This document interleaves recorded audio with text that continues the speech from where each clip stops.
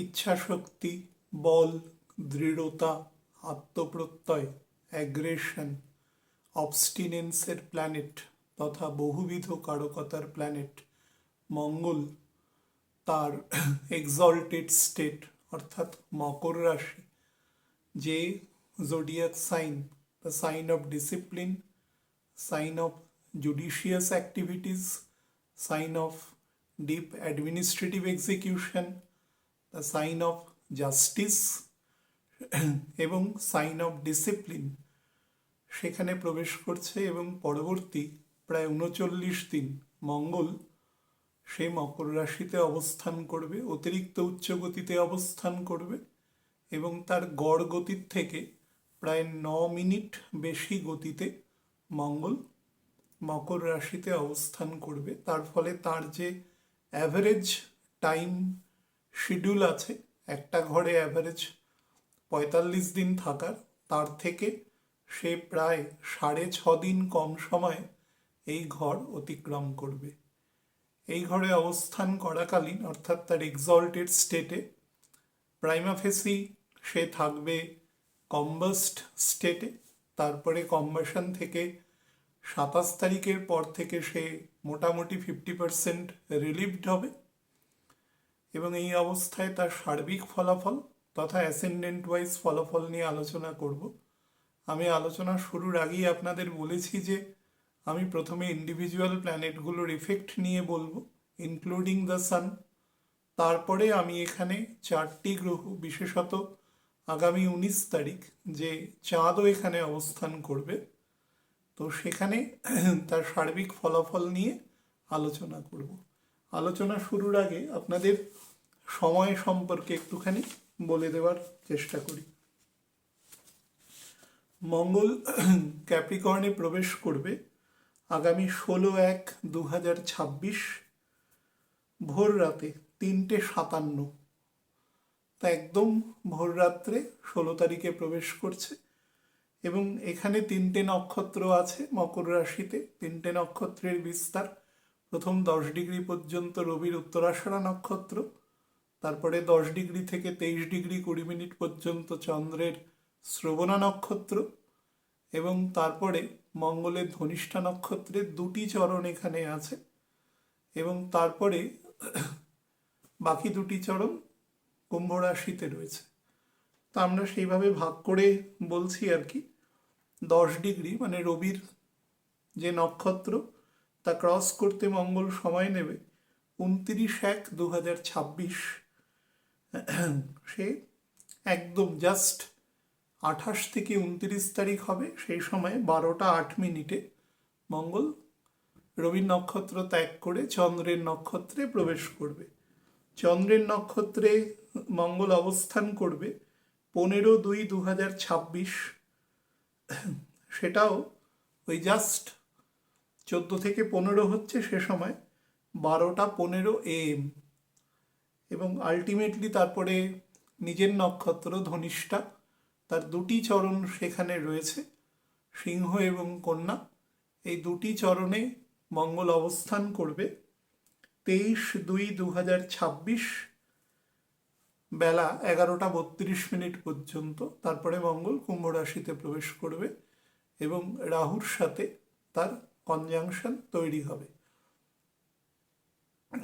তো আমাদের এই হচ্ছে টাইম ভিত্তিক ডিফারেন্স। এবার আমরা আলোচনা করি যে মঙ্গলের প্রকৃতি, মঙ্গল কেন এখানে এক্সল্টেড হয় এবং এখানে মঙ্গল সাময়িকভাবে তার ইন্ডিভিজুয়াল সত্তার সাপেক্ষে কতটা ফল সে দিতে পারবে বা দেবে সেই সংক্রান্ত। তো মঙ্গল আমাদের কোন কোন জিনিসকে দেখে? মঙ্গল আমাদের শারীরিক শক্তি, যেটাকে আমরা এনার্জি বলে থাকি, সেটা মঙ্গল এবং রবি দুজনেই দেখে।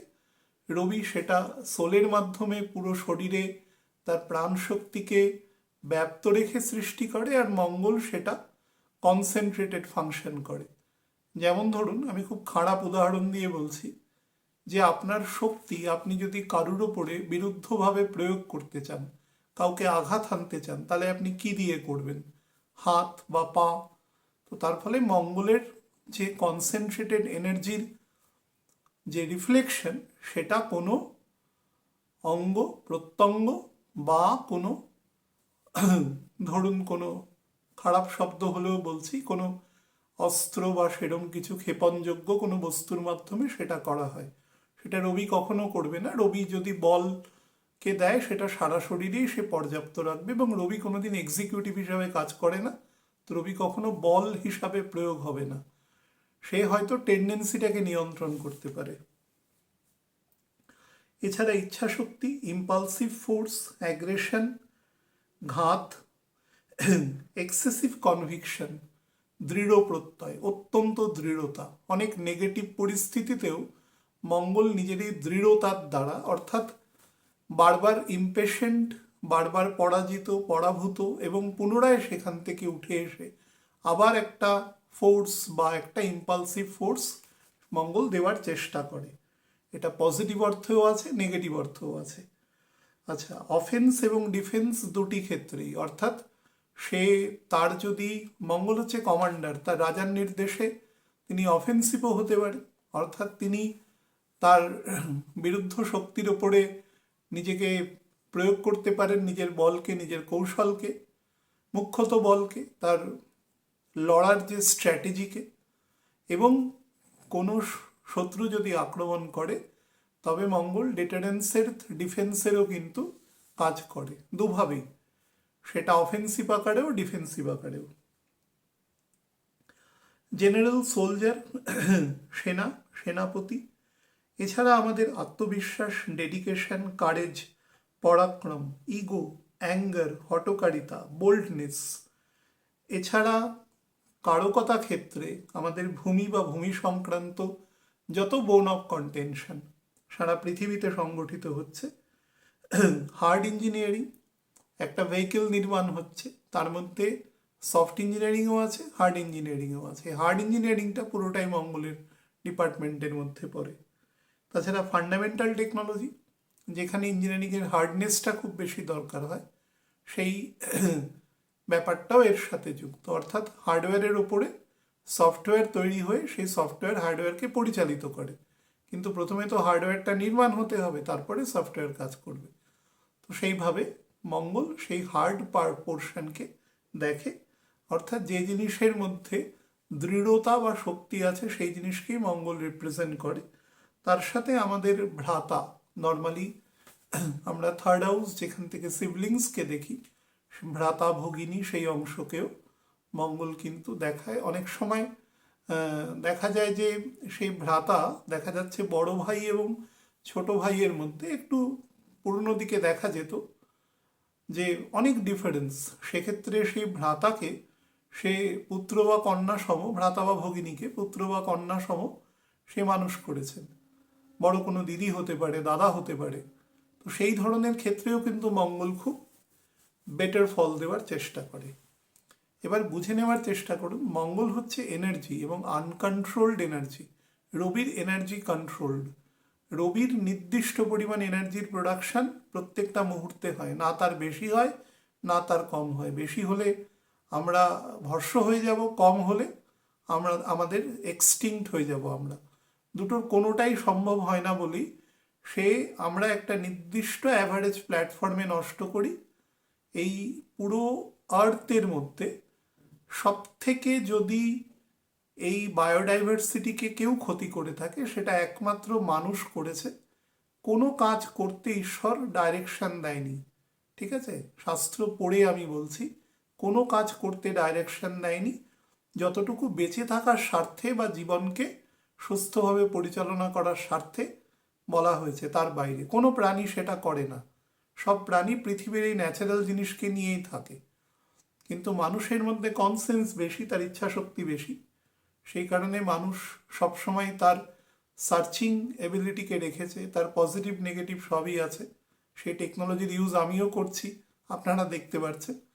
কিন্তু সেটার যে ওয়ার্স্ট দিক আছে, তার ফলে এই এন্টায়ার আর্থের যে টোটাল বায়োডাইভার্সিটি সেটা আজ বিপন্ন। সেটা আমরা বিভিন্ন রকম প্যারামিটারের মাধ্যমে বুঝতে পারি। এবং এখনও মোটামুটি অন্তত ভারতবর্ষের একটা বিস্তীর্ণ এরিয়ায় ঋতু পরিবর্তন হয়, বহু দেশে তো হয় না। আমি অনেক দেশে দেখেছি কুয়াশাই কাটে না, সূর্যালোক দেখা যায় না। এমন নয় যে সেখানে 30 বছর আগে সূর্য বেরোতো না, কিন্তু এখন বেরোয় না। বড় বড় পাখা লাগিয়ে সেখানের পলিউশনকে সমুদ্রের দিকে ছুড়ে দেওয়ার প্রক্রিয়া চলে কৃত্রিম উপায়ে, কিন্তু সেটা যে খুব ফলপ্রসূ হয় সেটা নয়। তো মঙ্গল আমাদের সমস্ত রকম ইচ্ছা শক্তি তথা প্রাণ শক্তির কারক, এই জন্য এরিসকে দেওয়া হয়েছে। এবং এরিস হচ্ছে আমাদের সেই জার্মিনেশনের ঘর, সেখানে মানুষ, প্রাণী বা যে কোনো কিছু তার বিকাশ ঘটে। দুটো সেল মিউসিস ডিভিশনের ফলে একটা প্রাণীর আকার নেয়, একটা গাছ, কীট, পতঙ্গ, সবার ক্ষেত্রেই কম বেশি সেই প্রসেসেই সে বেড়ে ওঠে। তার জন্য তাপমাত্রা লাগে, তার জন্য জল লাগে, তার জন্য পর্যাপ্ত অক্সিজেন লাগে। এবং সেইখানে সোল প্রবেশ করে, রবি প্রবেশ করে এক্সল্টেড হয়। তো এরিসের ঘরে, এরিস মঙ্গলের সব থেকে বলি ঘর, সব থেকে আনকন্ট্রোলড ঘর। এবং এই আনকন্ট্রোলড হওয়ার জন্যই সেখানে সানকে ঢুকিয়ে কনসেন্স প্রদান করে কন্ট্রোল করা হয়। উপরন্তু সেখানে যেটা হয়, সেই সোল যখনই প্রবেশ করে তখন কি হয়, সেখানে প্রাণ হিসাবে আমরা তাকে কনসিডার করি, প্রাণের সঞ্চার হয়। সেটা যে কোনো প্রাণী জগতের, উদ্ভিদ থেকে এককোষী থেকে বহুকোষী প্রাণী পর্যন্ত, প্রত্যেকের ক্ষেত্রে একইভাবে ব্যাপারটা অ্যাপ্লিকেবল। কিন্তু মঙ্গলের এই যে আনকন্ট্রোলড নেচার, এই আনকন্ট্রোলড নেচারের জন্য তাকে সবসময় রেগুলেটরের প্রয়োজন হয়। মঙ্গলকে কন্ট্রোল করা খুব কঠিন। আমি অনেকবার উদাহরণে বলেছি, যারা দীর্ঘদিন অনুষ্ঠান শোনেন তারা জানেন যে যদি 10টা হরোস্কোপ ওপেন করা হয় তাহলে 8টা হরোস্কোপেই দেখা যাবে, ইভেন 9টাও বললে আমি অত্যুক্তি হবে না কোনো রকম, যেখানে কিন্তু মঙ্গল ব্যালেন্সড নয়। কেউ হয়তো ব্যালেন্সিংয়ের প্রিটেন্ড করেন, কারুর হয়তো কোয়াসি ব্যালেন্স আছে, কারুর হয়তো আরেকটু বেশি ব্যালেন্স আছে। কিন্তু পুরোপুরি মঙ্গল যদি ব্যালেন্স থাকে তাহলে সে মানুষ সেজ তুল্য মানুষ, একেবারে সাধু বা ঋষি তুল্য মানুষ সে। তো সেই রকম আমাদের মতন ষড়রিপুর বশবর্তী মানুষের মধ্যে সেই জিনিসের কিন্তু কম বেশি ত্রুটি থেকেই যায়। এবং এটা যেহেতু খুব একটা ডিসাইসিভ ফ্যাক্টর মঙ্গলকে ব্যালেন্স করা, আপনারা দেখবেন যে যে কোনো আমাদের যার মাধ্যমে আমরা রান্না করি, সেটা উনুন হতে পারে পুরনো দিনে, সেটা কোনো গ্যাস হতে পারে, ওভেন হতে পারে, সেখানে রেগুলেটর থাকে। সেটার দ্বারা কি হয়, যে যে পরিমাণ তাপটা যাচ্ছে সেটাকে কম বেশি করা যায়। তো কম বেশি এই জন্যই করা যায় কারণ কম বেশির প্রয়োজন আছে। রান্না করার সময় সব ক্ষেত্রে একই পরিমাণ তাপের প্রবাহ দরকার হয় না, হলে সেই রান্নাটা হয়তো নষ্ট হয়ে যেতে পারে বা সেটা ওভারকুকড হয়ে যেতে পারে। তো সেই কারণে কিন্তু হরোস্কোপে যদি মঙ্গল কোনোভাবে সামান্য ডিস্টার্বড হয়ে যায়, সে পুরো হরোস্কোপ না ইমব্যালেন্স করবার চেষ্টা করে। বিশেষত তামসিক প্রবৃত্তি, মঙ্গলের মধ্যে সব থেকে বেশি তামসিক প্রবৃত্তি আছে। তার মধ্যে প্রথম যে প্রবৃত্তি সেটা হচ্ছে ক্রোধ, অ্যাগ্রেশন, ইগো, অবস্টিনেন্স। এটা খুব বেশি পরিমাণে আছে এবং মঙ্গল নিজেকে কখনো শান্ত রাখতে পারে না। সে কিছু বলবে এবং বলবে খুব অ্যাগ্রেসিভলি, এবং এমন বলবে যে তার সাথে চিরকালের মতন অন্য লোকের সম্পর্ক নষ্ট হয়ে যাবে। খানিকক্ষণ বাদে হয়তো তার রিপেন্টেন্স আসতে পারে, তার যদি বৃহস্পতি বেটার থাকে, ঠিক আছে, কিন্তু এমন বলবে যে তার কোনো ভাষায় বর্ণনা করার জায়গা। এবং তার সাথে যদি কোনোভাবে রাহু বা কেতুর কন্ট্যাক্ট তৈরি হয়ে যায় তাহলে কিন্তু সেই ভাষা যে কতটা ডেনিগ্রেটেড হতে পারে সেটা যারা সেরকম ভাষা প্রয়োগ করে অভ্যস্ত তারাই বলতে পারবেন আর কি। তো যাই হোক, জীবন দিয়ে উপলব্ধি করার বিষয় এটা। তো মঙ্গল আমাদের ঢুকছে কোথায় না, ক্যাপ্রিকর্নে। এখানে আমরা মঙ্গলকে তুঙ্গ বলি। তুঙ্গ মানে কি? তুঙ্গ মানে যখন কোনো প্ল্যানেট তার যে বল বা তার যে কারকতা, সেই কারকতাকে অত্যন্ত ব্যালেন্সড আকারে সে প্রয়োগ করতে পারে বা শক্তি সঞ্চয় করতে পারে, সেটাকে তার এক্সল্টেড স্টেট হিসাবে বর্ণনা করা যায়। ঠিক আছে, তো মঙ্গল যেহেতু আমাদের প্রধানত শারীরিক ঊর্জা, আমাদের শারীরিক ঊর্জা বা তার কোনো অঙ্গ প্রত্যঙ্গের মাধ্যমে তার সঞ্চালন বা প্রয়োগ, এই সব কিছু যেহেতু আছে, সেহেতু সেটাকে যদি প্রাথমিক ক্ষেত্রেই কন্ট্রোল না করা যায়, পরের যে তার মোড অফ অ্যাকশন হবে, যে খুব রিপালসিভ বিহেভিয়ার, খুব ইমপেশেন্ট, হ্যাঁ, কথাবার্তার মধ্যে কিছু মানুষ দেখবেন কথাবার্তার মধ্যে প্রচুর অ্যাবিউজিভ কথা ইউজ করে, মানে তার কথা বলার পদ্ধতিটাই ওরকমভাবে তৈরি হয়ে গেছে। তো এগুলো কিছুই না, এগুলো হচ্ছে mal effect of Mangal in collaboration with Rahu আর কেতু। এরা করে বাককে, জিহ্বাকে দূষিত করে দেয়। কালপুরুষের মার্কেশ তো হচ্ছে শুক্র, তো শুক্র সেখানে অত্যন্ত সাবডিউড হয়ে যায়। তার ফলে সে যে ভনিতা করে প্রিটেন্ড করে একটু ভালো করে কথা বলবে, সেই প্রিটেন্সটাকেও নষ্ট করে দেয় মঙ্গল। সে তখন খুব কঠিন কথা বলে ফেলে আর কি, এবং কঠিনের থেকেও বড় কথা খুব ডেনিগ্রেশন যুক্ত কথা, এমন কথা বলবে যে উল্টো দিকের মানুষ সেটা নিতেই পারবে না। এবার এই মঙ্গল যখন তাহলে মঙ্গলকে আমরা কি বলছি না, মঙ্গলকে আমরা বলছি সোলজার বা সেনাপতি। তার সাথে তার মধ্যে প্রচুর তামস গুণ রয়েছে। তামসেরও দু প্রকার প্রবৃত্তি রয়েছে, অর্থাৎ তামস যে প্রবৃত্তি সেটা কিছুটা রাজস ঘেঁষা তামস আর একটা পূর্ণ তামস। যেটা রাজস ঘেঁষা তামস সেখানে বৃহস্পতির গুণ থাকে। মঙ্গলের এই যে নেতিবাচক গুণ, একে যদি কেউ কন্ট্রোল করতে পারে তাহলে সে জুপিটার পারে একমাত্র। জুপিটার একটা লেভেল পর্যন্ত মঙ্গলকে কন্ট্রোল করতে পারে, কিন্তু জুপিটারের যদি সেই অ্যাম্বিয়েন্স মঙ্গল না পায়, যেটা বর্তমানে কোনোভাবেই পাচ্ছে না, তো তার ফলে তার মধ্যে আনকন্ট্রোল স্টেট বা ফাংশন বা এক্সিকিউশনের জায়গায় সে চলে যায়। তো মঙ্গলকে আমরা কেন এখানে তুঙ্গ বলি, শনির মতন ঘর। আমরা যদি সেই ছোটবেলাকার বাজার চলতি যে অ্যাস্ট্রোলজির বই আছে, সেখানে শনি মঙ্গল শত্রু, বুধ সাথে মঙ্গল শত্রু, শুক্র রবি শত্রু, শনি রবি শত্রু, এই যে বাচ্চাদের যে ছোটবেলায় পড়ানো হতো, সেই জিনিসের মধ্যে যদি আসি, তাহলে সেই শত্রুর ঘরে গিয়ে মঙ্গল কি করে তুঙ্গ হয়।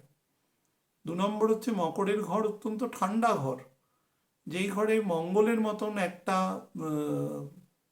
যাকে বলা হয় একটা ফায়ারি প্ল্যানেট, সে কি করে গিয়ে তুঙ্গ হয়।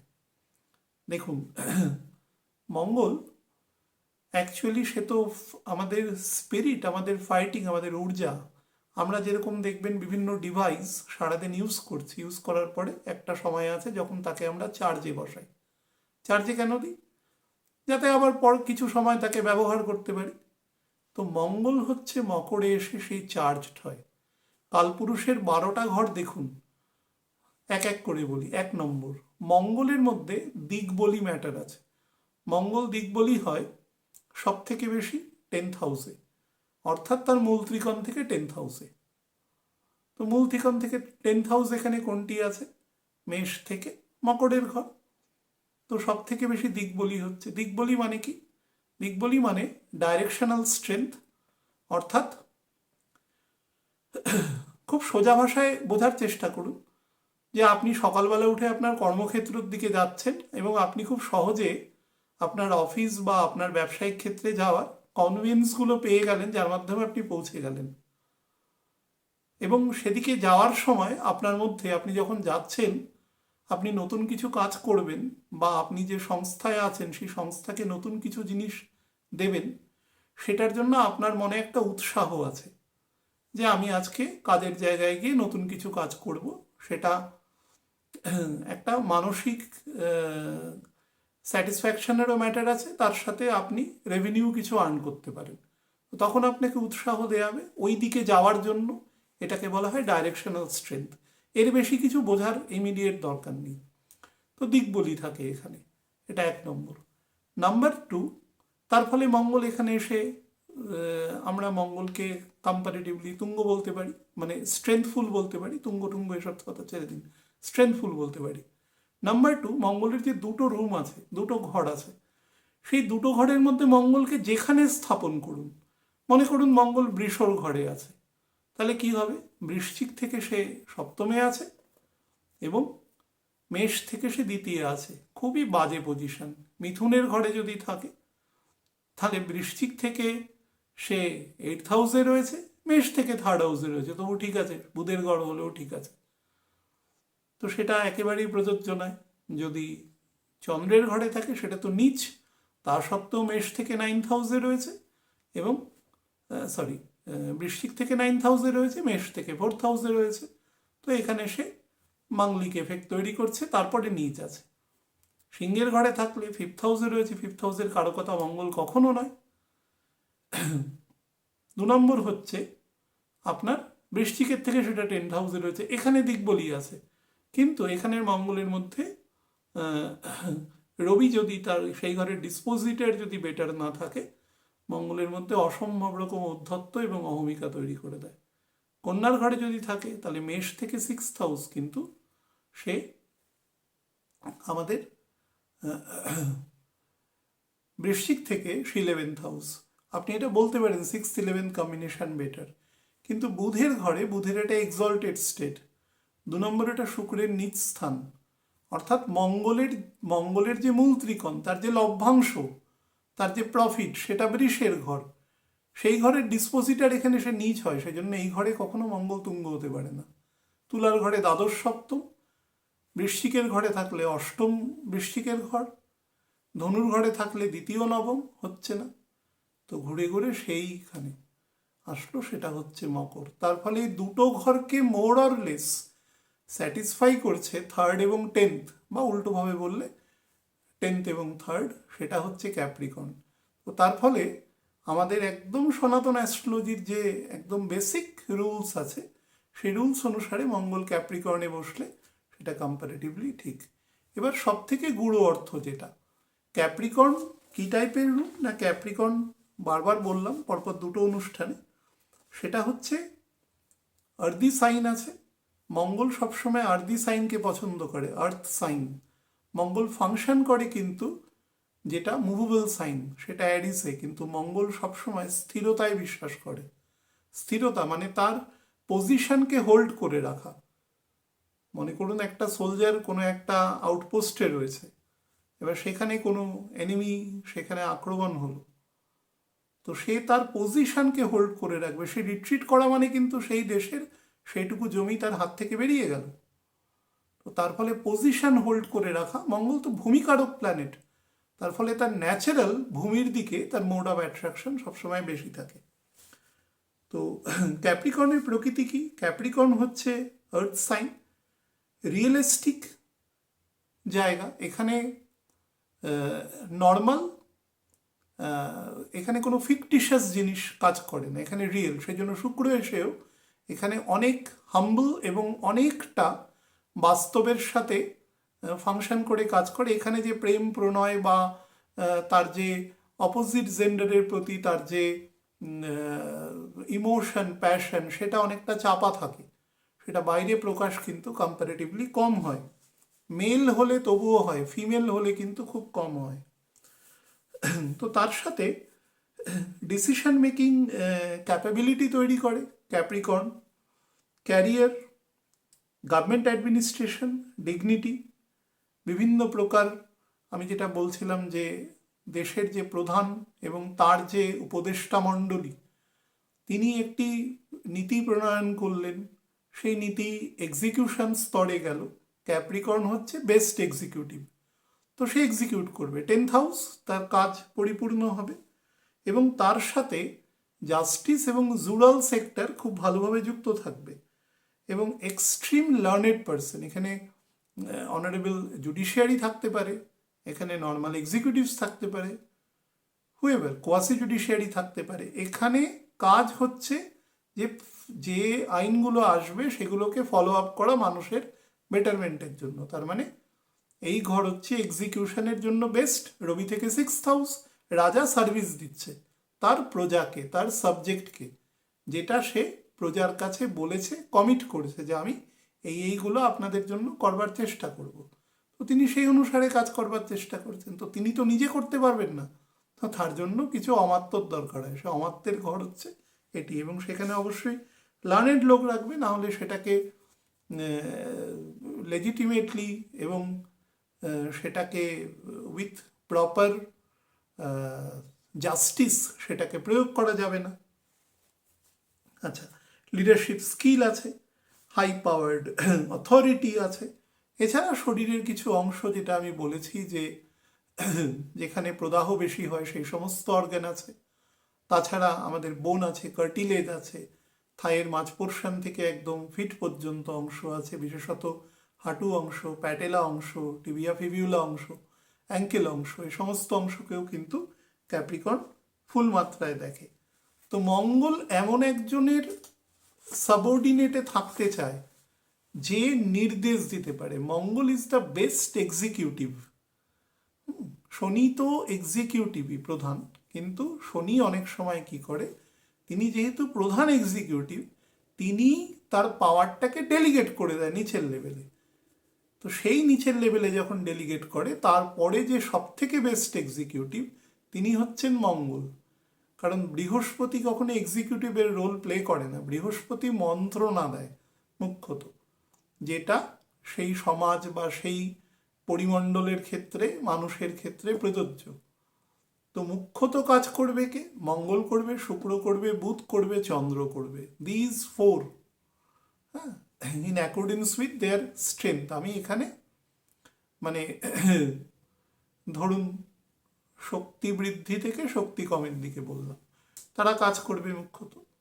তো মঙ্গল হচ্ছে সব থেকে ওবিডিয়েন্ট যদি তাকে কাজে লাগানো যায় উইথ প্রপার ডাইরেকশন। আমি যেটা একটু আগে বলছিলাম যে গ্যাস ওভেন, তার যে সিলিন্ডার রেগুলেটর যার মাধ্যমে কমানো বাড়ানো যায়, তো শনি এখানে সব থেকে বেস্ট। এই রুমের যে গুণ আছে, এই রুমের গুণ হচ্ছে সে রবি থেকে 6th হাউসে আছে। তো রাজা বা তার যে ক্যাবিনেট, তার যে ডিসিশন, সেই ডিসিশনের এক্সিকিউশন এই ঘর দিয়ে হবে।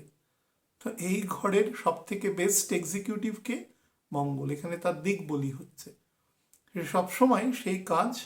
আর মঙ্গলকে বলা হয় অতিরিক্ত লোড নেওয়ার ক্ষেত্রে, আমি কুম্ভের ক্ষেত্রে বহুবার বলেছি, দেখবেন 3rd এবং 10th হাউসের লর্ড মঙ্গল, কুম্ভের ক্ষেত্রে যদি শনি একটু বলি থাকে, মাঝারি বলি, তারা যে পরিমাণ লোড তারা বহন করতে পারে সেটা কিন্তু অন্য কেউ, সেই বহন শক্তি তাদের প্রায় থাকে না বললেই চলে।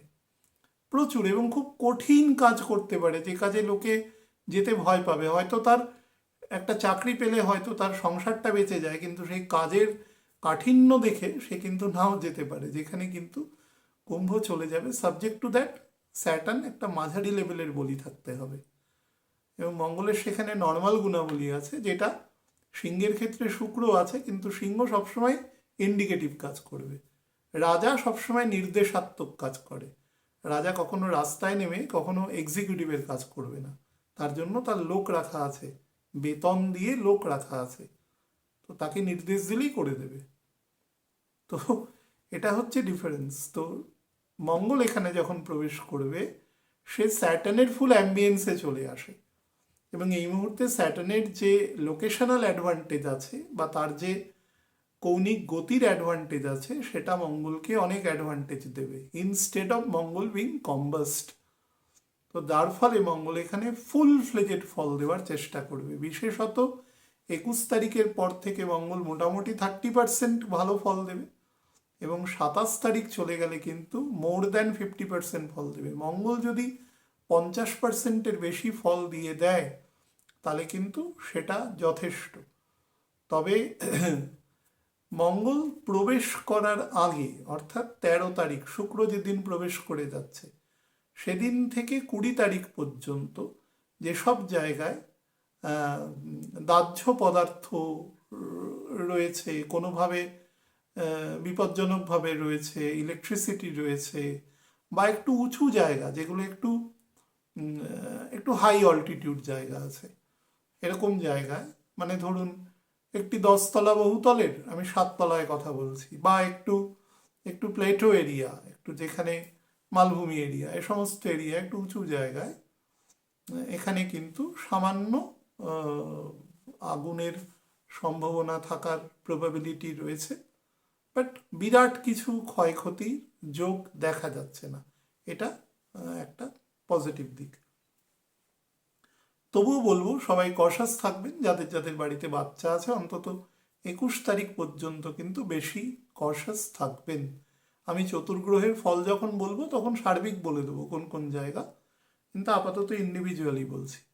এবার আরেকটি বিষয় হচ্ছে, শনি মঙ্গলের থেকে থার্ড হাউসে রয়েছে।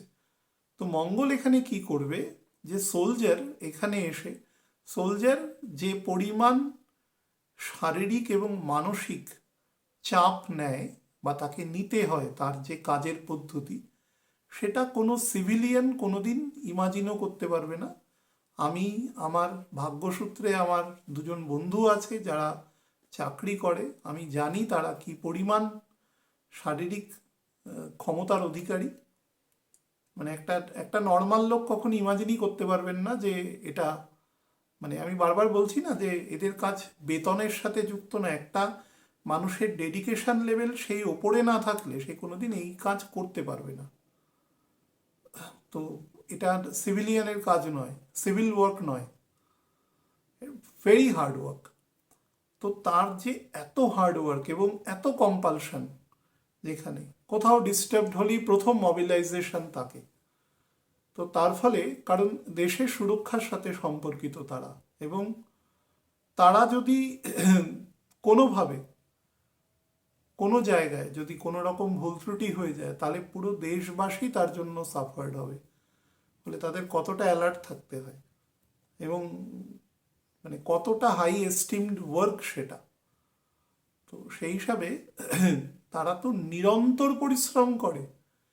কোনো হয়তো সেই মুহূর্তে কোনো অ্যাগ্রেশন নেই, কিছু নেই, প্রবল বন্যা হচ্ছে, তো প্রধান কাজকে ভারতীয় সেনাবাহিনী চলে আসলো সেখানে উদ্ধার করতে, কঠিন উদ্ধার। কোনো একটি গভীর কোনো খননের মধ্যে একটা বাচ্চা হয়তো কোনোভাবে পড়ে গেছে, আপনারা দেখেছেন, সেখানে উদ্ধার করতে এসছে কে? ভারতীয় সেনাবাহিনী বা প্যারামিলিটারি, যারাই থাকুন না কেন, কোনো পুলিশ ফোর্স, তারা যারা এই ধরনের কাজের সাথে যুক্ত, যাদের কাজ হচ্ছে ডিফেন্স রিলেটেড ওয়ার্ক, কঠিন কাজ, কোনো ফায়ারে যেখানে আগুন লেগেছে সেখানে গিয়ে জীবনের ঝুঁকি নিয়ে তারা আগুন নেভাচ্ছে। তো এই ধরনের কাজ, মানে এই -30 ডিগ্রিতে ডিউটি করা বা 50 ডিগ্রি সেন্টিগ্রেডে থর মরুভূমিতে ডিউটি করা, এই কোনো সাধারণ মানুষের পক্ষে সম্ভব নয়। শুধু ডিউটি করা নয়, চোখ রেখে থাকা সারাদিন, এটা মানে ঈশ্বর অনন্ত শক্তি প্রদান করলে তবে একটি মানুষ করতে পারে সেটা। তো সেই মানুষটার এইরকম কঠিন ডিউটি, তার সাথে অনেক রকম দেশের মধ্যে অনেক রকম জায়গায় ত্রুটি আছে, সেগুলোর ডিউটি, তার ফলে সারা পৃথিবীতেই তাকে করতে হয় কিন্তু অলমোস্ট একই রকম। আমাদের দেশের ইতিহাস পড়বেন কখনো, 1861 সালের আগে আমাদের দেশে কোনো পুলিশ সিস্টেম ছিল না। হ্যাঁ, তার আগে সেনাবাহিনী দেশের ইন্টারনাল ল অ্যান্ড অর্ডারকে কন্ট্রোল করত। তো তখন তারা বুঝুন, তাহলে তারা এক্সটার্নালকেও কন্ট্রোল করছে, ইন্টারনালও কন্ট্রোল করছে। হ্যাঁ, ব্রিটিশ এরা ছিল, সেই সব দিক থেকে আমি নেগেটিভ পজিটিভ কিছু বলছি না, কিন্তু একসময় তারা কিন্তু ইন্টারনাল ল অ্যান্ড অর্ডারও কন্ট্রোল করত। কত কঠিন কাজ তারা করে। এবার তাদের তো একটা রেস্টের প্রয়োজন হয়। আমি যেটা বলছিলাম যে মোবাইলে চার্জ করা, এই রেস্টের কাজটা হচ্ছে মকরের ঘর, যেখান থেকে একজন সোলজার তার ডিভিডেন্ড অর্থাৎ তার জীবনী শক্তিকে অর্জন করে। এখানে কিছুটা স্পিরিচুয়াল দিক আছে, কিছুটা তার ফ্যামিলি ওরিয়েন্টেড দিক আছে, বা এমন হতে পারে সে কিছুদিনের জন্য সে একটা রেস্ট পিরিয়ডে থাকলো ফর ফার্দার কোনো এক্সট্রিম কোনো কন্ডিশনে তার পোস্টিং হওয়ার আগে পর্যন্ত। তো মঙ্গল এখানে যেটা করে সেটা হচ্ছে, মঙ্গল এখানে অনেকটা রিল্যাক্সড থাকে, রিল্যাক্স থাকে, এবং রিল্যাক্স থাকার মাধ্যমে কিন্তু অ্যাকচুয়ালি এরম নয় যে রিল্যাক্স আছে মানে সে ঘুমিয়ে আছে। সে রিল্যাক্স থাকার মাধ্যমে সে তার পরবর্তী যোজনা তৈরি করে, কারণ এই মকরে ঘুরে আসতে তার আবার 2.25 বছর সময় লাগবে পুনরায়। 23শে ফেব্রুয়ারি যখন বেরিয়ে যাবে, তারপরে এই মঙ্গল আস্তে আস্তে গিয়ে গিয়ে সিংহ রাশিতে প্রায় 16 ডিগ্রির কাছাকাছি গিয়ে বর্গোত্তম অবস্থায় বক্রী হবে সামনের বছর 10ই এপ্রিল। আলটিমেটলি সে আবার মার্গী হবে গিয়ে এপ্রিল মাসের একদম গোড়ার দিকে। তারপরে আবার আস্তে আস্তে এসে এসে সে মকর রাশিতে যখন প্রবেশ করবে সেটা দেখা যাবে প্রায় 1.25 বছর পরে। এই যে বিস্তীর্ণ সময় সে যে ফাংশনেবল মোডে থাকে, এক একটা রাশি তার নিজস্ব প্রকৃতি, তার ডিসপোজিটার, অন্যান্য প্ল্যানেটের সাপেক্ষে তার পজিশন, মঙ্গল এখানে এসে কিছুটা সে রেস্ট নেয় এবং পরবর্তী তার যোজনা তৈরি করে। সেই জন্য, কারণ এই ঘর হচ্ছে ঠান্ডা ঘর। ঠান্ডা শুধু নয়, এটি ইকুইলিব্রিয়াম ঠান্ডা ঘর আছে, মানে এরম নয় যে মাঝখানে ঠান্ডা গরম, এরম নয়, ইকুইলিব্রিয়াম ঠান্ডা ঘর আছে। এবং এই ঘরের ডিসপোজিটার এখন মঙ্গলের সাপেক্ষে বেস্ট পজিশনে আছে, সে থাক বা না থাক। শনির মূল ত্রিকোণে দ্বাদশ ঘর এটা, এবং শনির স্বক্ষেত্র, এবং রবি থেকে 6th হাউস। তো ন্যাচারাল এক্ষেত্রে যে ফলো আপ, যে অর্ডার আসছে সেই অর্ডারকে ফলো করা এবং সেই অনুসারে তার স্ট্র্যাটেজি তৈরি করা এবং পরবর্তী জোনে গিয়ে অ্যাকশনেবল স্টেটে নিয়ে যাওয়া, এটাই হচ্ছে এইখানের মঙ্গলের প্রধান কাজ। জেনারেল ফাংশন কি করে মঙ্গল এখানে থাকার সময়, সেটা হচ্ছে সাময়িকভাবে সারা পৃথিবীতে সে যেটা করে মানুষের মধ্যে এক ধরনের বলা যায়, সেটা ধনুর 20 ডিগ্রি ক্রস করার পর থেকেই করে, তবে এখানে সে বেশি করে। সেটা হচ্ছে মানুষের মধ্যে লেজিটিমেট পোর্শনকে সে অনেক বাড়িয়ে দেয়, অর্থাৎ ন্যায় নীতির পোর্শন, সেই দিক থেকে সে অনেক অ্যাক্টিভলি ফাংশন করে।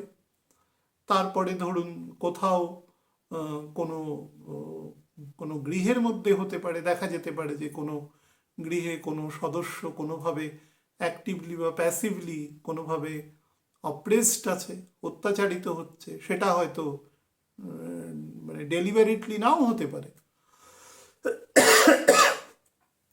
আবার ডেলিভারিটলিও হতে পারে, কোনো লোকাল এরিয়ায় হতে পারে, কোনো বড় এরিয়ায় হতে পারে, কোনো দেশে হতে পারে। এ সমস্ত জায়গায় মানুষ কিন্তু তার মত এবং পথকে সে সবার সামনে রাখার চেষ্টা করে এবং সেটা আনবায়াসডলি রাখার চেষ্টা করে। সেটা যত বড় প্ল্যাটফর্ম হবে, যেহেতু শনি এখন 3rd হাউসে রয়েছে, মঙ্গল যেখানে অবস্থান করবে এবং শনি আস্তে আস্তে উচ্চ গতিতে যাচ্ছে, তার দরুন এখানে মানুষ কিন্তু তার বক্তব্য অনেক প্রিসাইজ এবং অনেক বেশি, যাকে বলা যায় অনেক বেশি অর্গানাইজড ফরমেশনে রাখবে। ক্যাপ্রিকর্নের মেন কাজই হচ্ছে অর্গানাইজেশন। এখানে সব কিছু টাইম বাউন্ড হয়। রবি থেকে 6th হাউস, রাজা giving services to his or her subjects, এটা হচ্ছে তার প্রধান কাজ। তো সেইখানে দিতে গিয়ে দেখা যাবে যে যদি কোনো কোনো কাজে কোনো ভুল ত্রুটি, কোথাও কোনো মানুষ, সেটাই যেভাবেই হোক হয়, সেখানে মানুষ কিন্তু সোচ্চার হবে এবং তিনি কিন্তু বলে দেবেন যে এটা ঠিক নয়, এটা ঠিক, এটা ঠিক নয়, এটা ভুল।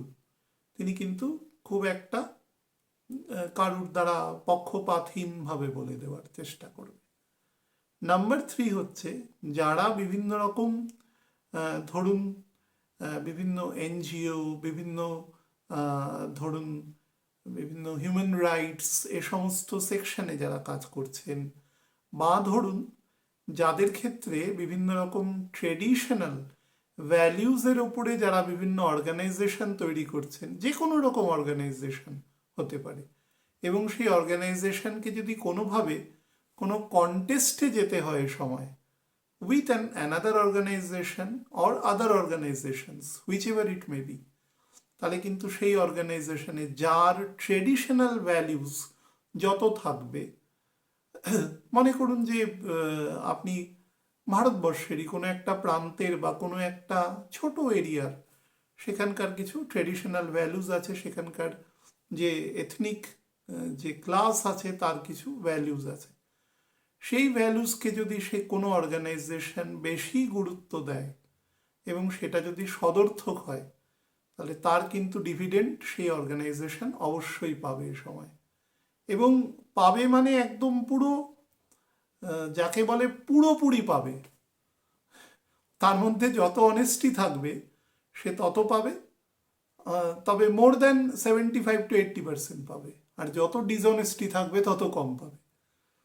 এটাও কিন্তু একটা ব্যাপার। যারা বিভিন্ন রকম স্পোর্টস রিলেটেড, স্পেশালি যেগুলো একটু বেশি শারীরিক শক্তির দরকার, যেমন সকার হতে পারে, যেমন লন টেনিস হতে পারে, ব্যাডমিন্টন হতে পারে, তারপরে রাগবি হতে পারে, বা জ্যাভলিন হতে পারে, বা ধরুন বাস্কেটবল, যে সাঁতার, সুইমিং, বিশেষত যেগুলো একটু লং, 400 মিটার এরকম কোনো সুইমিং যেগুলো, বা ধরুন বিভিন্ন রিলে রেস হতে পারে, ম্যারাথন হতে পারে, কার রেসিং, যেখানে খুব শারীরিক এবং মানসিক শক্তির প্রয়োজন হয়, এই ধরনের খেলাধুলার সাথে যারা যুক্ত তারা কিন্তু অসম্ভব রকম গেইনফুল জায়গায় থাকবে। এবং বলবো পরে, যেহেতু বুধও এখানে থাকবে সেহেতু, এবং বুধ মঙ্গলকে ক্রস করে বেরিয়ে যাবে, তারপরে গিয়ে স্লো হয়ে কুম্ভ রাশিতে বকরি হবে, কিন্তু যেহেতু ক্রস করবে তার ফলে মাথার যে সমস্ত খেলা আছে, সেটা চেস হতে পারে, সেটা কার্ডস হতে পারে, ধরুন ইন্টারন্যাশনাল লেভেলে ব্রিজ খেলা হচ্ছে, ভীষণ মাথার খেলা, তো এই ধরনের খেলার সাথে যুক্ত, বা অন্যান্য যেগুলো খুব ব্রেইন রিলেটেড খেলা আছে, ক্যারাম হতে পারে, সেখানে কিন্তু তারা খুব, বা আর্চারি, বা ধরুন শুটিংয়ের খেলা, এই সমস্ত খেলার সাথে যুক্ত মানুষেরাও কিন্তু অসম্ভব কৃতিত্ব অর্জন করবে। সারা পৃথিবীতে কিন্তু এ সময় একটা সাময়িক স্টেটাস কুও থাকবে।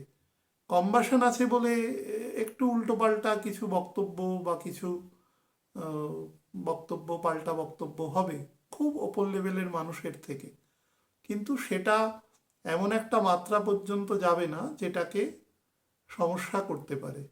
যা সমস্যা করবে সেটা 25শে ফেব্রুয়ারির পর থেকে। সুতরাং এখন যে সময়টা যাবে, বিশেষত 27 তারিখ থেকে 25শে ফেব্রুয়ারি, প্রায় 1 মাস যে সময়, 28 দিন, সেটা কিন্তু কম্পারেটিভলি ভালোই যাবে।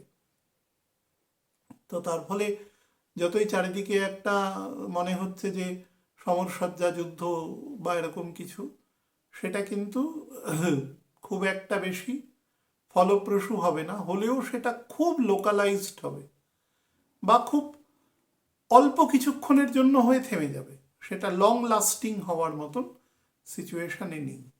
সেটা এবছরের শেষে আছে, সেপ্টেম্বর মাস থেকে, সেপ্টেম্বরের সেকেন্ড উইক থেকে। তো মোটের ওপরে এই কজগুলো এখানে হবে। তাছাড়া যারা বিভিন্ন রকম নির্মাণ শিল্পের সাথে যুক্ত আছেন, মনে করুন বিভিন্ন রিয়েল এস্টেটের সাথে, বা গভর্নমেন্ট কন্ট্রাক্টরের কাজ করছেন, কোনো ইলেকট্রিসিটি বা ইলেকট্রিক্যাল কাজ করছেন, তাদের জন্য কিন্তু অত্যন্ত ডিভিডেন্ড সাম যোগ আছে। তবে যারা বিভিন্ন রকম জমি, বাড়ি, এই সমস্ত সেল পারচেজের উপরে বিভিন্ন রকম কমিশন বেসড কোনো কাজ করেন, তারা কিন্তু এই সময়টা খুব একটা কমিশনিং জায়গা পাবেন না।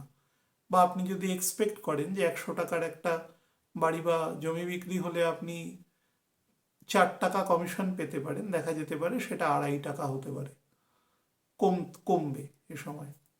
খুব রেয়ারেস্ট অফ দ্য রেয়ার মানুষের ক্ষেত্রে সেটা বেশি হবে, যেটা জেনারেল বেশি হয় এটা। এবং এই সময় কিন্তু বেচা কেনার যে প্রবৃত্তি, মানে ধরুন পরিষ্কারভাবে কোনো ইমুভেবল প্রপার্টি রিলেটেড জায়গা, সেটা কিন্তু কম থাকবে। আপনারা আমাকে প্রশ্ন করতে পারেন যে তুঙ্গস্থ অবস্থায় কম থাকবে কেন? হ্যাঁ, কারণ আছে কম থাকবে তার জন্য।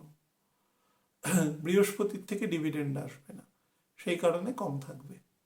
তো যাই হোক, সেটা মোটের উপরে আবার মার্চের থার্ড উইকের পর থেকে সিচুয়েশন, শনির কম্বাসনও কাটতে থাকবে, আস্তে আস্তে ঠিক হতে থাকবে। এপ্রিলের ফার্স্ট উইক যেতে যেতে পরিস্থিতি আবার অনুকূল হতে থাকবে।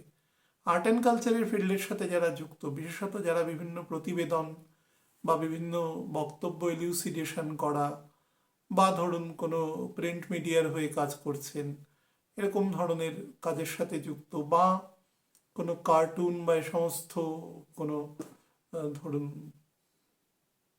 যেগুলোতে প্রচুর প্রাইমারি ক্রিয়েটিভিটির দরকার হয় সেই কাজের সাথে যুক্ত, বা ডাইরেক্টলি বিভিন্ন রকম ড্রয়িং বা পেইন্টিংয়ের সাথে যুক্ত, তারাও কিন্তু ভালো ইম্প্যাক্ট এ সময় পাবে। একটা জিনিস শুধু বলে দেবো, এ সময় কিন্তু যারা কোস্টাল এরিয়ায় বসবাস করেন, যেখানে আর কি মানে সারা পৃথিবীর সাপেক্ষে বলছি, যে সমস্ত জায়গায় বোন অফ কন্টেনশন আছে, এসব জায়গাতে একটুখানি বেশি পরিমাণে বিবাদাত্মক থাকে কম বেশি সারা পৃথিবীর সাপেক্ষে। যেমন মালাক্কা স্ট্রেট মাত্র 20 কিলোমিটার মতন চওড়া, সেখান থেকে পৃথিবীর একটা বৃহত্তর বাণিজ্য হয়। হ্যাঁ, বা হারমুজ প্রণালীর সামনে, সেখানে এই সমস্ত জায়গা থেকে যে কাজগুলো হয়, দারদানাল স্ট্রেট আছে, এরকম জায়গা যেগুলো খুব সেন্সিটিভ এবং খুব বড়, পানামা ক্যানেল, খুব বড় বাণিজ্য সংগঠিত হয়, সেই সমস্ত জায়গাগুলো কিন্তু একটু সেন্সিটিভ থাকবে। বা সেখানে কোনো লোকাল বডি, সুয়েজ ক্যানেল, কোনো লোকাল বডি বা লোকাল অথরিটি যার হাতে সেখানে ট্যাক্সেশন করবার বা ওভার ট্যাক্সেশন করবার ক্ষমতা আছে, তারা কিন্তু এখানে করবার প্রবাবিলিটি আছে। বা সেটা খুব এত লোকাল লেভেলে হতে পারে, বা ধরুন কোনোভাবে এম্বারকেশন বা এরকম কিছু হওয়ার জন্য সেখানে লোডিং খরচা বেড়ে যাওয়া, মোটমাট খরচ বাড়াবে সেখান দিয়ে, এই ধরনের যে স্ট্রেইটগুলো রয়েছে প্রণালী, সেইখানে বেশি বাড়বে। আর ছোটোখাটো অ্যাভালাঞ্চ হওয়ার এ সময় যোগ আছে, খুব বড় আকারে নয়, কোনো বরফের বড় স্তর ভেঙে পড়তে পারে এই ধরনের। যে কোনো জায়গায় বরফ আছে, আমাদের যেরকম উত্তরে হিমালয় আছে, এরকম পৃথিবীর যে কোনো জায়গায় যেটা আছে সেখানে অ্যাভালাঞ্চ ব্রেকডাউন এ সময় কিন্তু হওয়ার যোগ আছে। দাঁত সংক্রান্ত জায়গা থেকে সাবধান থাকবেন অন্তত ফেব্রুয়ারির এন্ড পর্যন্ত। আমি এবার একটু অ্যাসেন্ডেন্ট ওয়াইজ খুব সংক্ষেপে বলে দিচ্ছি, যাতে সেই জায়গাগুলো মানে সারা মাসের সাপেক্ষে মেজার কথাগুলো শুধু বলে দেব। মেষ লগ্নের জাতক জাতিকাদের ক্ষেত্রে বলে দিই, কাজের জায়গায় কিন্তু আপলিফমেন্ট দেবে, এক্সট্রা ফাইন্যান্সিয়াল বেনিফিট হওয়ার যোগ আছে। আপনার যদি জন্মছকে শনি মাঝারি লেভেলের স্ট্রেনদেন স্টেটে থাকে, তাহলে কিন্তু আপনি আপনার সিনিয়র অথরিটি বা যদি ব্যবসা করেন, আপনি যে কোলাবোরেশনের মধ্যে ব্যবসা করছেন, সেখানে কিন্তু আপনার গ্রহণযোগ্যতা অনেক বেশি পরিমাণে বৃদ্ধি পাবে। বৃষলগ্নের জাতক জাতিকাদের ক্ষেত্রে বলে দিই, এই সময় কিন্তু আপনার অ্যাসপিরেশন এবং অ্যাচিভমেন্ট এই দুটো কিন্তু কাছাকাছি জায়গায় আসবে। দশা যদি ভালো হয় তাহলে তো আমি বলবো যে 80% আসবে, দশা যদি উইক হয় তাহলে 55 থেকে 60% আসবে, কিন্তু আসবে। অর্থাৎ আপনি যতটা ভেবেছেন তার কাছাকাছি জায়গা আপনি অ্যাচিভ করতে পারবেন। সেটা কর্মের জায়গা হোক, সেটা এক্সপ্যানশন অফ প্রপার্টি হোক, সেটা এক্সপ্যানশন অফ ফ্যামিলি রিলেশনশিপ হোক, বা পরিবারে কোনো নতুন সদস্যের ইনক্লুশন হোক, হুইচ এভার, সেই ধরনের যোগ কিন্তু দৃষ্ট হচ্ছে। এবং কোনো ইনলজের কোনো ফ্যামিলি থেকে কোনো প্রপার্টি কিন্তু থেকে এই সময় আপনার কিছু গেইন আসতে পারে ফাইন্যান্সিয়াল। বাম পোর্শন শরীরের লেফট পার্ট, বিশেষত অর্থোপেডিক বা ডিপ মাসল, সেদিকে নজর দেবেন। মিথুন লগ্নের জাতক জাতিকাদের ক্ষেত্রে বলে দিই, সেটা হচ্ছে আপনি যদি এ সময় কোনো গৃহ বা ইমুভেবল প্রপার্টি সংক্রান্ত পারচেস করতে চান, তাহলে লোন নেওয়ার জন্য সব থেকে বেস্ট টাইম হচ্ছে এটা। আপনি নেবেন এবং অবভিয়াসলি চেষ্টা করবেন। মকরের সব থেকে বড় জিনিস হচ্ছে, পজিটিভ জিনিস হচ্ছে, আপনার যতটা প্রয়োজন, মানে আপনি যেটা ভাবছেন সেটা নয়, আপনার অ্যাকচুয়ালি যেটা রিকোয়ারমেন্ট আছে সেটা যদি আপনি অ্যাসার্টেন করতে পারেন, তাহলে কিন্তু সেই সংক্রান্ত জায়গাটা আপনি অ্যাচিভ করতে পারবেন। কিন্তু আপনার যদি এখন চোখের খিদে অনেক বেশি থাকে, তাহলে কিন্তু সেটা হবে না এবং তাতে আপনি ডিপ্রেশনে ভুগবেন। নর্মালি খারাপ দশায় বা ছকে যদি বুধ এবং বৃহস্পতি মানে কনকারেন্টলি নেগেটিভ থাকে, তাহলে এই ধরনের ব্রাউন স্টাডি আপনার মধ্যে আসতে পারে। বাট আপনি সেই সংক্রান্ত কাজ কিন্তু করতে পারেন, এবং আপনার স্পাউসেরও কিন্তু এ সময় আপনি ভালো ডেভেলপমেন্ট শো করছে। কাজের জায়গা বা তার সামাজিক জায়গায় বা তার ফাইন্যান্সিয়াল জায়গাও কিন্তু এ সময় বেটার শো করছে। পেটের দিকে লিভার এবং স্প্লিন এদিকে যত্ন নেবেন। সমস্যা দেখলে ডাক্তারের পরামর্শ নেবেন অবশ্যই। কর্কট লগ্নের জাতক জাতিকাদের ক্ষেত্রে বলে দিই, ইগো এবং এক্সেন্ট্রিসিটি অফ বলতে পারেন যে সিউডো ইমেজ আপনার তৈরি হবে, যেটা আপনি অ্যাকচুয়াল নন, সেই ধরনের একটা ইমেজ বিল্ড আপ করবার চেষ্টা করতে পারেন। সেটা থেকে মানে আপনার যে অ্যাকচুয়াল যোগ্যতা, মানে যেটা ধরুন একটা মানুষের সাথে আপনি যদি আধ ঘন্টা কথা বলেন, ইউ ক্যান ইজিলি আন্ডারস্ট্যান্ড যে কতটা কোয়ালিটি সেই মানুষটা পজেস করে, সেই জায়গাটা কিন্তু খুব সহজে বেরিয়ে আসবে। তাতে আপনি লং রানে কিন্তু নেগেটিভ বোধ করবেন সেখান থেকে। কাজের জায়গা বেটার দেখাচ্ছে, এবং তার সাথে আপনি যদি বিজনেস করেন তাহলে সেক্ষেত্রেও কিন্তু আপনার এক্সপ্যানশন শো করছে, তবে হাই রেসপন্সিবিলিটিও কিন্তু আপনার শো করছে এন্টায়ার এই 10 ইয়ারটায়, বিশেষত 27 তারিখের পর থেকে। হ্যাঁ, যেখানেই কাজ করবেন সেখানে দেখবেন যতটা কাজ করছেন, সেটা চাকরি, ব্যবসা, সেলফ এমপ্লয়মেন্ট, হুইচএভার, আপনাকে কিন্তু ওভারবার্ডেন্ড হতে হবে। সেখান থেকে একটু মেন্টাল ফ্যাটিগ বা এক ধরনের ইরিটেশন বা ইমপেশেন্স আপনার আসতে পারে। লাংস সংক্রান্ত পোর্শন থেকে সাবধান থাকবেন।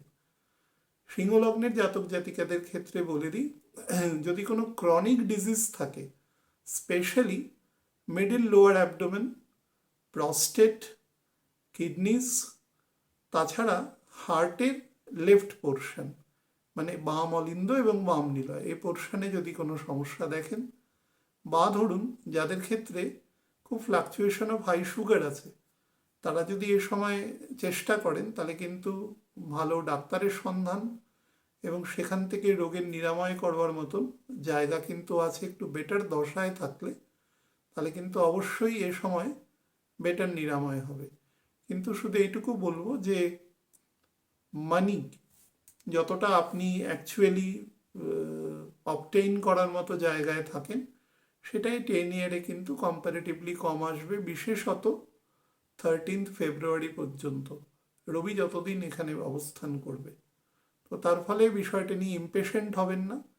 এখানে যখন আপনার একটা টাইম আছে যেটা আমি চতুর্গ্রহে বলে দেব, শুধু দেখবেন যে কখনো যদি অ্যাংজাইটি বা অতিরিক্ত যদি ওভার অ্যাঙ্গার যদি এরকম কিছু আসে, সেটাকে চেষ্টা করবেন by any hooks and crooks reduce করা, নাহলে কিন্তু সেটা আপনার নার্ভাস সিস্টেম এবং প্রেশার, পালস এগুলোতে ক্ষতি করবে।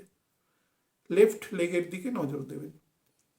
কন্যা লগ্নে জাতক জাতিকাদের ক্ষেত্রে বলে দিই, হটি এবং প্রাউডি নেচার তৈরি করবে, কিন্তু ইমোশন বেসড, অর্থাৎ ইমোশনাল মানে তার কোনো বেসিক ফ্রেমওয়ার্ক থাকবে না, সেখান থেকে তৈরি করবে এবং সে কারোর কথা শুনবে না। সন্তানের জায়গায় কিন্তু একটু নেগেটিভ জায়গা দৃষ্ট হচ্ছে, বিশেষত সন্তানের বয়স যদি 27 বছরের বেশি হয়, 27 থেকে 41 বছরের মধ্যে যদি বয়স হয়, তাহলে কেয়ারফুল থাকবেন। তার ছক যদি থাকে বা সেরকম, তাহলে পারলে কাউকে একবার কনসাল্ট করিয়ে নেবেন। জায়গাটা একটু ডিমিন করছে আর কি, বাট তার ছক যদি বেটার থাকে বা সেখানে যদি সেই পরিমাণ সেফগার্ড থাকে, তাহলে বিশেষ কিছু সমস্যা হবে না। এই সময় ফাইন্যান্সিয়াল একটু ডেডলক তৈরি করবে, একটু ফিনান্স আসতে দেরি হবে 27 তারিখ পর্যন্ত, তারপরে সিচুয়েশন আস্তে আস্তে বেটার হবে। নতুন কাজের সুযোগ পাবেন বা আপনার কাজের ক্ষেত্রে ডোমেইন বা সুইচ ওভার করবার জন্য বেটার আছে।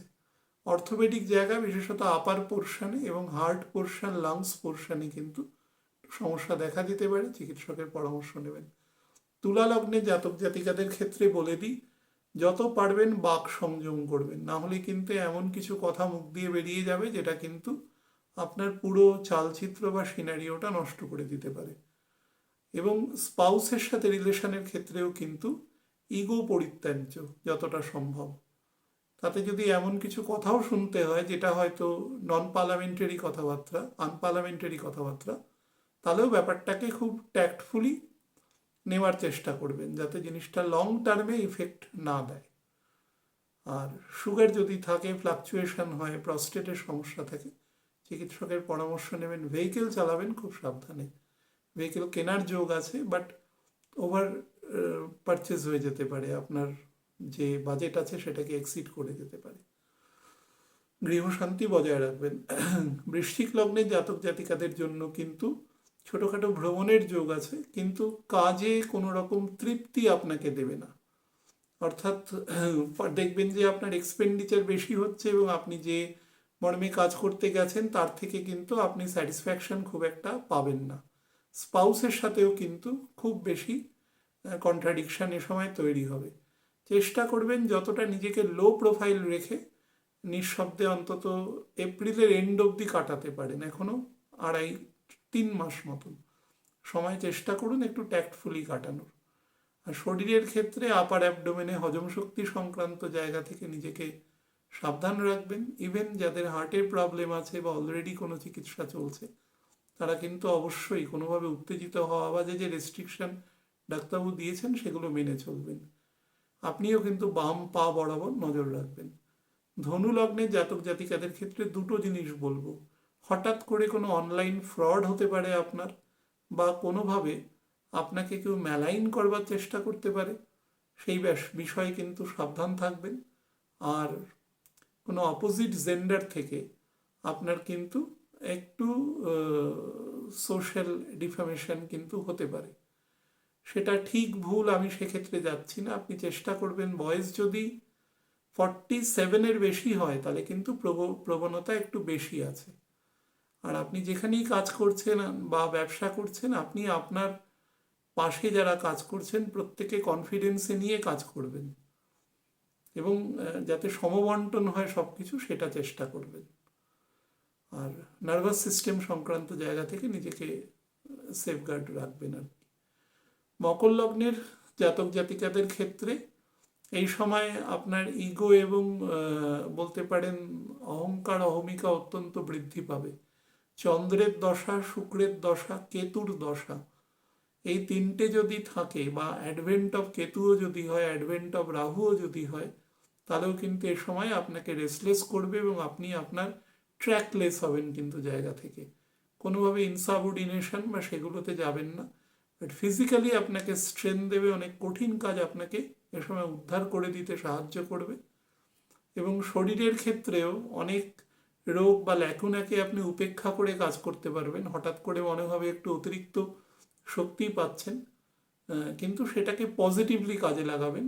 বার্নড আউট করবেন না উল্টোপাল্টা কোনো তর্ক বিতর্ক ঝগড়া এগুলোর মধ্যে বা কন্ট্রোভার্সিয়াল ইস্যুতে কথা বলা, এগুলো থেকে নিজেকে রিফ্রেইন রাখবার চেষ্টা করবেন। স্পাউসের সাথে রিলেশন বেটার রাখবেন। বাবার শরীরের দিকে নজর দেবেন যদি বয়স 67-এর বেশি হয়। তো